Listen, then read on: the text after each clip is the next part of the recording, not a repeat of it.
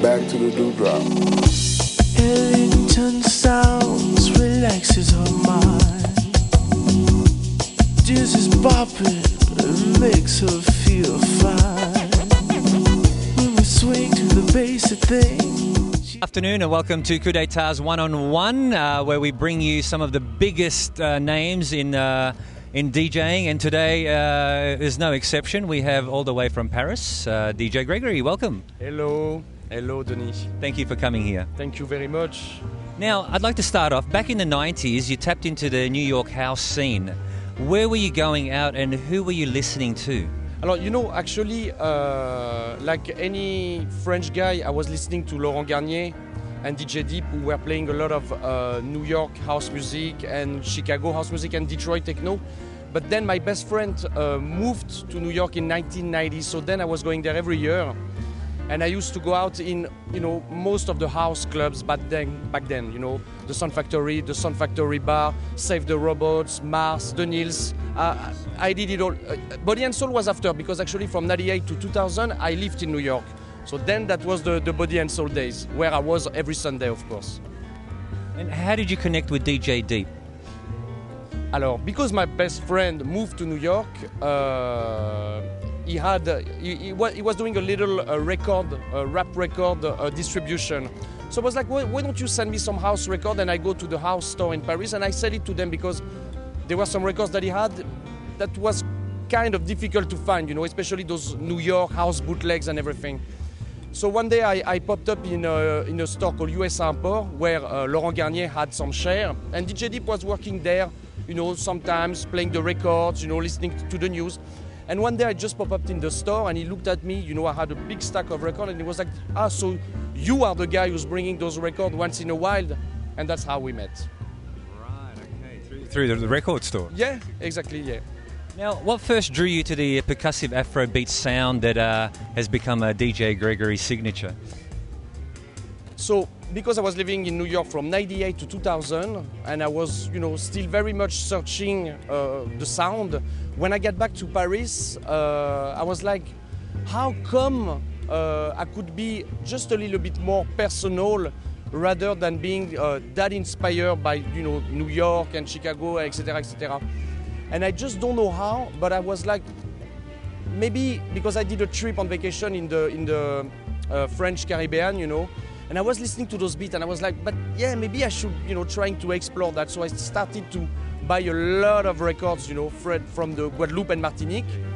And that's how, I started. And of course, I like rhythm, because back then, people such as, Kenny Dope were mentor to me.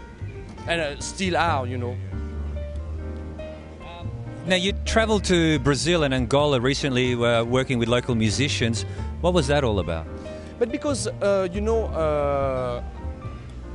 I felt that I had to look for something new. And a good friend of mine, Frédéric Galliano, who's going for 15 years in Africa and in Brazil, and knows a lot of people, especially in the favelas and in the Museke in Luanda in Angola. We spoke, I just don't know how. One day he called me and we talked about music and trips, And he was like, Brazil, because I love Brazilian music and the baile funk, the new electronic music movement. And he was like, so you want to go to the favelas with me? You want to check it out? You want to record some baile funk singers? I was like, man, this would be a dream. And 1 month after, we left for 3 weeks. I went back, and 1 month and a half after, left again for 3 weeks in Rio. And 2 months after, it was like, okay, we did Rio, now I have to go to Luanda to do some stuff. If you want, you come with me. I was like, man, I come with you straight away. And that's how, So you were bringing him to the studio there and recording as much as you can to bring home? No, because we talk about, people from the slum. So you record there in the slum, with almost nothing. Because this is, baile funk, this is the proper music from the favela. And kuduro is really the music from the Museke. So this is really the most underground music you can get, because this is their own music, Now, why did you choose to relocate to Amsterdam from Paris? It's very simple. I had a studio in Paris, in a basement, but a big location, a big space. and we were free. And one of my friends, Julien Jabre, who had a room, left to London, and my other friend, Michael, did the music for Bob Sinclair World Hold On. So he built a studio in his own house, and I was alone. It was 10 years, and I felt, I think I have to make another move, you know. And because I was very much connected with Gregor Salto in Amsterdam, and the kind of Afro-ish, updated sound is huge in Holland. So not like the Africanism style we were doing back in the days, but something that is a bit up to date. I was like, I have to get into that. I have to dig what's going on. So I spoke a little bit with Gregor. He was like, yeah, man, if you move, you know, we are here. There's a lot of people who like what you do. So we do some stuff together, and it's been 2 years now. Well, I had the opportunity to go to Amsterdam last year, and it just blew me away. The energy of the place and the actual scene itself is so healthy. How does that differ from Paris, the scene? But first of all, Holland is the country in Europe who has the biggest amount of party a year. In any country, you have parties every week and festival in the summer almost every day, and they just like to party, as simple as that, you know. I mean, Paris, they love to party, but they are, which is good because I come from that slightly a bit more intellectual. Holland, it's now. It's right now. There's no tomorrow in 1 hour. You get in. No, it's right now. So you have to make the people, you know, you have to give them a blast. So that's really something that you know, I was very impressed at the beginning, you know, especially when I did the first edition of this festival called Latin Village. And I see you know, all those DJ playing all those beats, you know, electronic, but a bit, just a bit tougher, you know. I was blown away. And so bam, bam, bam, bam, bam, and bah, bah, bah. So I was like, yeah, man, this is, you know, this is 2010 now. So, yeah. Now, what do you think of the state of house music today, and which labels or acts are exciting you right now? There's so many, honestly. What I really do, I think that now, this year, there's a new, let's say, uplifting electronic music,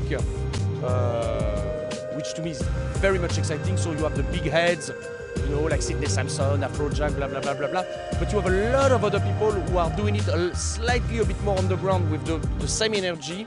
And so you have these, you have all, you know, which I'm completely crazy about, all those people like Villa Lobos and Luciano and Cadenza and na. And there's so many new stuff, like what they call the new house music that they blend with old house music. I mean, very honestly, I think we are really going through a very exciting moment music-wise, which to me wasn't that much the case 2-3 years ago, when it was a little bit too minimalistic for me. Now, how much time do you spend traveling, and where are your favorite places to play? It depends on the year. But I love Japan. A lot, just really some cool places in Holland. Certain clubs I do in Paris. But you know, like, I mean, Bali to me is, you know, like, that's funny because I think that's the 5th time or the 4th or the 5th time I come to Bali. But I have the feeling like my eyes are opening, you know, and I see so many stuff that I didn't see before.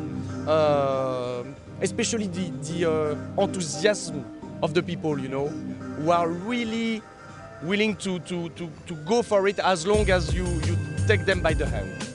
Now, how long are you going to be in Bali, and what are you planning to do when you leave from here? You know, I stay 5-6 days, so of course, you know, Balinese food, a bit of shopping, a bit of, you know, sightseeing, taking a bit the sun and enjoying all the beauties that this island is bringing, you know.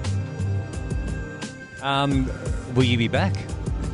I'll be back with a navy pleasure, of course. Well, thank you for spending a little bit of time with us, and we heard you play on Sunday here at Coup d'Etat, and it was such an amazing vibe. When I walked up the stairs, it was like really jumping, and thank you for being here. Thank you very much to welcome me. That was DJ Gregory on our one-on-one series.